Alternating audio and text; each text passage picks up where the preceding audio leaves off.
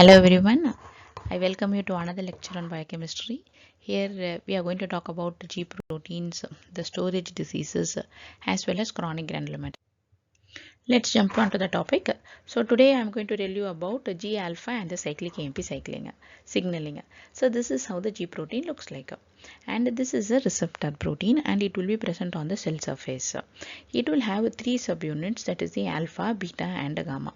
Today we are going to see about the G alpha subunit, which in turn has G alpha S as a subunit. So the G alpha S subunit of this G protein will play a critical role in activating ATP to cyclic AMP. So how does it do? So for the G alpha and that S subunit to be active, we need to have this GTP which is attached to it. It has to be in the GTP form only. So once this is present, then it will activate adenyl cyclase, which will convert ATP to cyclic AMP. Adenyl cyclase is the enzyme which converts ATP to cyclic AMP. The cyclic AMP, once that is formed, it will activate the second messenger, the protein kinase, including the protein kinase, which will have a deep cellular impact, such as it regulates the metabolism, it regulates the gene expression, and also it will regulate the cell growth. Here what you need to know is, for the GS subunit of the G alpha to be active, the GTP has to be attached to it. That's what you should know. So if the GTP is not there, then this it will not be active, and therefore cyclic AMP will not be formed. So, how is the G alpha S, which is now bound to the GTP, will stimulate adenyl cyclase and increase the cyclic AMP production. There is a GTPase activity which will hydrolyze the GTP to GDP. So now when the GTP becomes a GDP, it will inactivate the G alpha S subunit of the G alpha. Therefore, the cyclic AMP will not be formed. This cycle will ensure that the signaling pathway is turned off when it is not needed. Otherwise, the signaling pathway will keep on be producing cyclic AMP, which is also deleterious to the cell. Now, there are some toxins which will inhibit the GTPase activity of the G alpha S. Once the GTP is attached to the G alpha, it will cause this conversion. The GTPase is also done by the G alpha S only. So, the subunit will also do this degradation role. So this is how the GTPase is, will act on the GTP, and it will degrade the GTP to GDP so that this pathway does not happen. But if there is any toxin which will inhibit this GTPase, then there will be continuous production of cyclic AMP, which is not good for the cell. Now let's see what are the G protein subtypes. The subtypes are G alpha S, G alpha I, and G alpha Q. So we previously saw that G alpha S is a stimulatory one which will activate adenyl cyclase and increase the cyclic AMP levels. Similarly, G alpha I will inhibit the adenyl cyclase and decreases the cyclic AMP levels. G alpha Q is entirely different, whereby it will increase the phospholipase C, which will increase inositol triphosphate and diacetylate. These G protein coupled receptors, they will have the hormones or the enzymes which will act on these receptors and thereby activate the and thereby bring about the second messenger activity. So the G protein coupled receptors are G alpha S, G alpha I, and G alpha Q. So the G alpha, there is mnemonic to remember those that act on these receptors. So G alpha Q is nothing but the mnemonic is have 1 or 3 MNMs. H, A, V, and 1 go together, like histamine 1, alpha 1, and vasopressin 1, and 1 or 3 MNMs. So M and M stands for muscarinic 1 and muscarinic 3. And G alpha I receptor, the mnemonic is MAD2S, where MAD, muscarinic 2, alpha 2, and dopamine 2. G alpha S is the all that which is remaining will be grouped under G alpha S. So if they give us a drug such as diphenhydramine, so how will this knowledge be tested in the exams? They might give a drug such as diphenhydramine and ask whether it increases the IP3 or decreases the IP3, or whether it increases the phospholipase or decreases the phospholipase. Diphenhydramine is what? Diphenhydramine is H1 blocker, histamine 1 blocker. So histamine acts through this G alpha Q subunit of the G protein coupled receptor. So G alpha Q will actually increase phospholipase C and it will increase IP3 and DAG. So histamine blocker will now decrease IP3 and DAG. Similarly, for receptors with G alpha I, that is these, so they will be giving you in exams, such as they will give you methyl dopa or clonidine, and they will ask for alpha, and they will ask what is its effect in cyclic AMP. So methyl dopa and clonidine, what does it do? So they are alpha 2 agonists. So alpha 2 agonist, alpha 2 is G alpha I. So agonism of alpha 2 will inhibit cyclic AMP. So therefore the answer should be decreased cyclic AMP. Likewise, if they give a drug haloperidol, so haloperidol is a dopamine blocker, D2 blocker. So again that will also act through the G alpha I receptors, and so G alpha I will actually decrease the cyclic AMP. Since haloperidol is a D2 blocker, it will not allow it to inhibit cyclic AMP and thereby increase the cyclic AMP. This is how this knowledge will be tested in the USMLE exams. And sometimes they might give drugs such as isoproteinerol, which is a beta 1 and a beta 2 agonist. So beta 1 beta 2 agonist is G alpha S. So therefore the answer will be increasing cyclic AMP. And sometimes likewise they might ask for propranolol, which is beta 1 and beta 2 antagonist. So therefore it will be resulting in a decreased cyclic AMP. So this is how this knowledge will be. This is important, and hence I strongly suggest you to memorize this slide. Let's see the topic about antigenic shift and antigenic drift. Antigenic shift is that key mechanism which produces pandemic. So what happens in antigenic shift? The reassortment of viral segments happens. So when there is reassortment of viral segments, an entirely new virus is formed, which will result in pandemics. And this phenomenon, that is reassortment of viral segments, is known as the antigenic shift. But there is another concept known as antigenic drift, which will result in epidemics, because here in antigenic drift the viral segments will undergo point mutations in its hemagglutinin or neuraminidase proteins. Therefore, due to a single point mutation, it would have just been altered into a slightly different version of its from the original self, so that it will be capable of causing epidemics but not pandemics. And when there is a reassortment of viral segments, then it will be resulting in pandemics. Okay, I just want to tell you about a pyruvate kinase deficiency here. The pyruvate kinase, if you want some details about it, you can check my glycolysis video. The pyruvate kinase is the last rate limiting enzyme in glycolysis. So when there is a pyruvate kinase deficiency, it will lead to insufficient ATP production in RBCs, because in glycolysis the pyruvate kinase enzyme will also produce one ATP. Fine. So if that pyruvate kinase enzyme is not there, then ATP will not be produced. Most of the enzyme deficiencies are autosomal recessive, and so is the pyruvate kinase deficiency, which can occur in both males as well as females. Now when there is no ATP which is produced, then the 3 sodium 2 potassium ATP molecule will not work efficiently, and therefore the sodium will not be pumped out of the cell, resulting in RBC swelling and lysis, because it is not able to maintain this osmotic balance. How will this knowledge be tested in the USMLE exams? They will ask you questions like a 19-year-old boy or a girl with an enzyme deficiency and has increased indirect bilirubin. Which enzyme is most likely deficient? When they specify something like increased indirect bilirubin, they are giving a hint towards a hemolysis.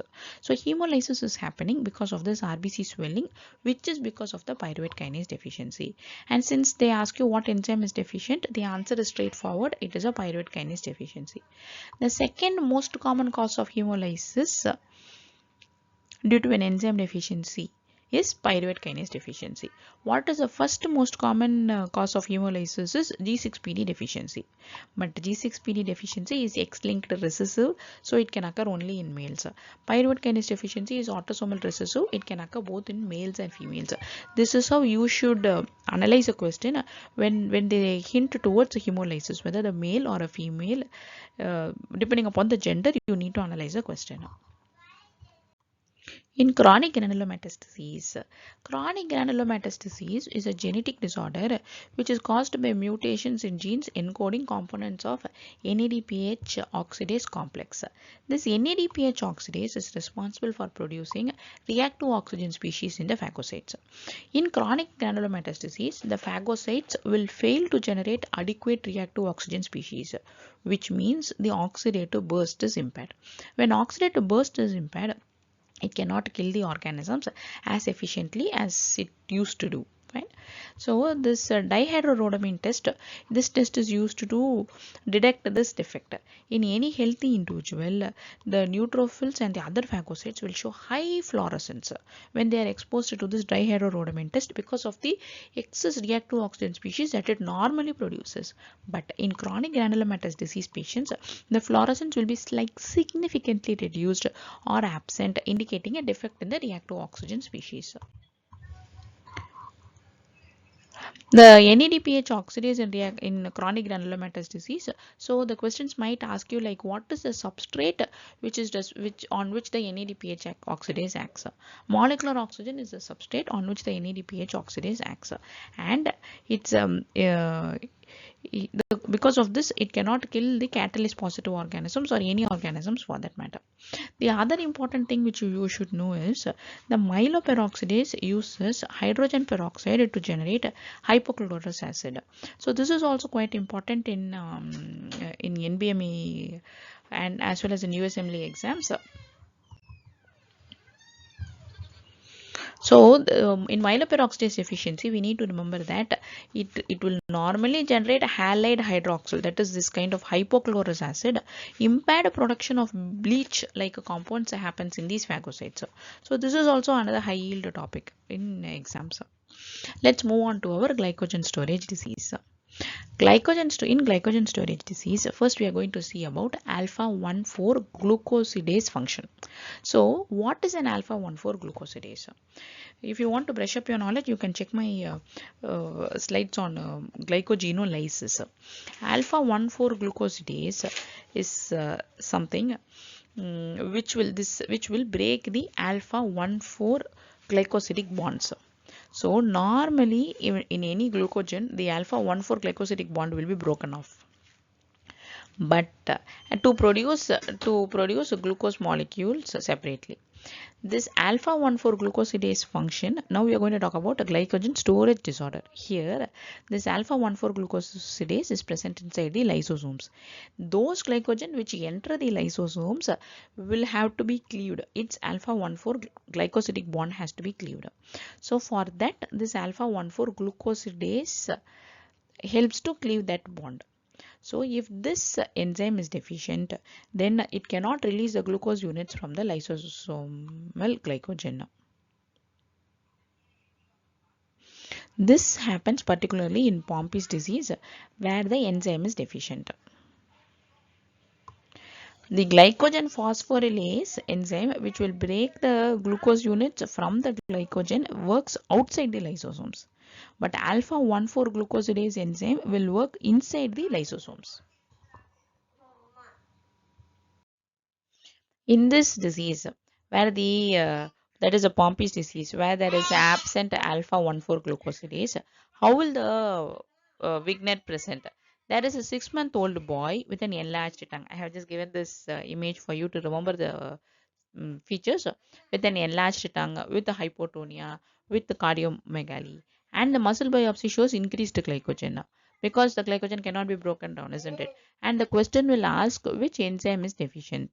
Alpha-1,4 glucosidase, which is also known as lysosomal acid maltase, and the diagnosis is Pompes disease, which is a glycogen storage disease type 2. Let's see about the von Gierkes disease. This is a glycogen storage disease type 2. Here there is deficiency of glucose 6 phosphatase. So if you want to brush your knowledge, you can check my gluconeogenesis video, where glucose 6 phosphatase is the enzyme which will convert glucose 6 phosphate to glucose. So that is the final step of gluconeogenesis as well as glycogenolysis. So when this is not present, then the glucose cannot be formed from the glycogen as well as by gluconeogenesis. So therefore, the child, because of hypoglycemia, the child will be having a frequent crying. The child will feel tremulous after feeds, because after feeds the glucose will be used, and the child will be having a hypoglycemia 2 hours after feeds. And there will also be massive hepatomegaly as well as jaundice. Why should there be massive hepatomegaly and jaundice? Hepatomegaly is because of this accumulation of these products in the liver, and the liver also cannot work properly, so therefore it will result in jaundice. So in one gierkes, there is inability to convert glucose 6 phosphate to glucose. This excess of glucose 6 phosphate will get redirected into glycolysis, increasing the pyruvate production. Pyruvate will get converted to lactate, resulting in lactic acidosis. Therefore, in these patients with one gierkes, so there will be jaundice because of massive glycogen buildup in the liver due to glucose 6 phosphatase deficiency, and it will result in liver dysfunction, and it will result in disrupted bilirubin processing also, leading to jaundice, and it will also result in lactic acidosis because it will be shunted towards the glycolysis pathway, resulting in lactic acidosis. So this is the one gierkes disease. Here the mostly the question will be that there is a very sick child. That's how the question will hint you towards one gierkes. Till now we saw about glycogen storage disease type 1 and type 2. Now we are going to see about type 4 glycogen storage disease, where there is a deficient muscle myophosphorylase. Before going further, we should first know what is the role of muscle myophosphorylase. Muscle myophosphorylase will also catalyze the cleavage of alpha 1,4 glycosidic bond in glycogen to release the glucose 1 phosphate in the muscle. Once glucose 1 phosphate is released, that is what is glycogenolysis, isn't it? So once glucose 1 phosphate is released, it will get converted to glucose 6 phosphate, and which will then enter the glycolysis to produce ATP for energy. Okay, but here, since glucose 1 phosphate itself cannot be released because of the absent muscle myophosphorylase, the patients will be having a severe muscle cramps or rhabdomyolysis once they exercise, especially when they exercise. A small recap. So type 1 glycogen storage disease is one gierkes, where there is glucose 6 phosphatase deficiency, presence with lactic acidosis, hypoglycemia, jaundice, and hepatomegaly. Type 2 is Pompes, where there is alpha 1,4 glucosidase deficiency, and there is cardiomyopathy and hepatomegaly. A quick reminder, type 1 is a super sick kid with glycogen storage disease. Type 3 is coris, where there is a debranching enzyme deficiency. There will be no lactic acidosis because there is only debranching enzyme deficiency. And this has milder symptoms than one gierkes. So mostly in type 3 deficiency, it is not so sick kid with glycogen storage disease. Type 5 is McArdle's disease. It is not type 4, it is type 5 is McArdle's disease, where muscle myophosphorylase is deficient. There will be exercise intolerance and normal serum lactate. A quick word about lysosomal storage disease. Most of these lysosomal storage diseases are autosomal recessive, except Fabry's and Hunter's, which are X-linked recessive. Here, there is accumulation of undegraded substances into the lysosomes. I will just tell you about Fabry's disease, where this is X-linked recessive, and here the enzyme deficiency is alpha galactosidase, and the accumulated substrate is ceramide trihexoside. Here this is a picture of an angiokeratoma. So mostly in Fabry's disease, they will be giving you hint about angiokeratomas, which are small red purple dots on the skin due to capillary dilatation. Thank you for listening all this while. I am happy that you have come to the end of the slide. I hope this is helpful to you. If you have any questions, you can write to me. I am more than happy to clear all your doubts. I have an announcement for you. I am starting my mentoring lessons for medical graduates and USMLE aspirants. If you like my videos and if you like the way I teach, you can sign up for my mentoring class. I can't wait to see you succeed. Thank you. Have a good day.